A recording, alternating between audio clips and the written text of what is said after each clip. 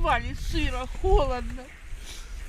Так бы хоть лежал, уже знал, что тебя уже не будут бомбить. А то ж лежишь, а тебя... Вон сколько трупов повытягивали, захоронили сзади дома.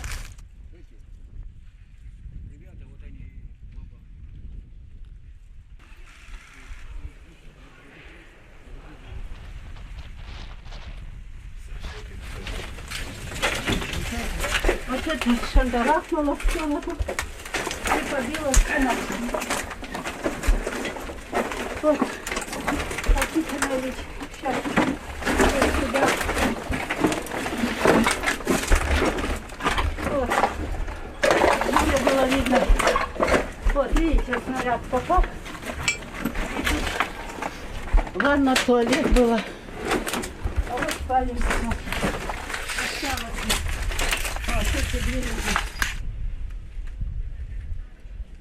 Рождения я тут. И мой муж, вот мы тут и поженились, и детей завели. А теперь что у нас? А что у нас осталось? Скажите. Я никуда не хочу с Мариуполя ехать. И жить тут негде.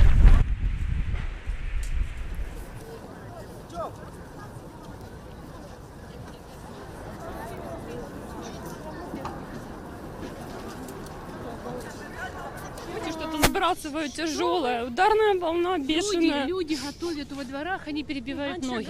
Газа не Люди, было, мы вышли во дома, двора, готовят и мужчине, и женщине с нашего подъезда. Женщине перебили ногу, а мужчине перебили ей бедро. Больницы не работают, больницы взорвали, беременные. Никакой, Это да. вообще, да что такое? Роды Да что принимали в такое? подвалах, двойня родилась в подвале, смеси нет. Шок. Что грязь, антисанитария, воды нет, хлеба нет. Кормежка, если люди там остались, помощь никакой, значит, люди умрут с голоду и без воды. Вот что ребенок, и так пришлось бросить все и приехать. Там ад, там все разрушено, там все горит, там все бьют, там все стреляют, там все взрывается. Ехали под самыми пулями. Перед нами эти машины ехало, 6-8 машин. Прямо все взрывалось, и мы ехали. Это было страх, прямо и кубло дыма, вот это все. И машины и не останавливались, потому что ехал и первый водитель, я не знаю, может такой он был отважный, он проезжал и колонной за ним. И мы вот это вот ехали. Связи нет, газа, света, воды, ничего нету. Еды нет, ничего. Люди там корм собачий ели, чтобы выжить. Магазины все разграбленные, все разбитое, идут бои постоянные. Много людей потеряло жилье, много погибло. Людей так не вывозили, поэтому хоронили прямо во дворах.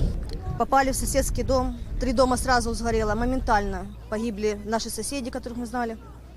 Рядом дом загорелся, перешел на наш. Тогда мы уже бросили все и просто убежали, чтобы выжить. Российские танки, они заезжали, останавливались на этих, прям во двор заезжают, где население. Выходили люди, просили, что уедьте, ну, мы же, знаешь, мы пострадаем, а им все равно. Мы тут власть, мы тут все решим. Российские войска устроили 15 блокпостов на выезде из Бердянска. Они стоят и дают моему ребенку печеньку, у которого они отняли все.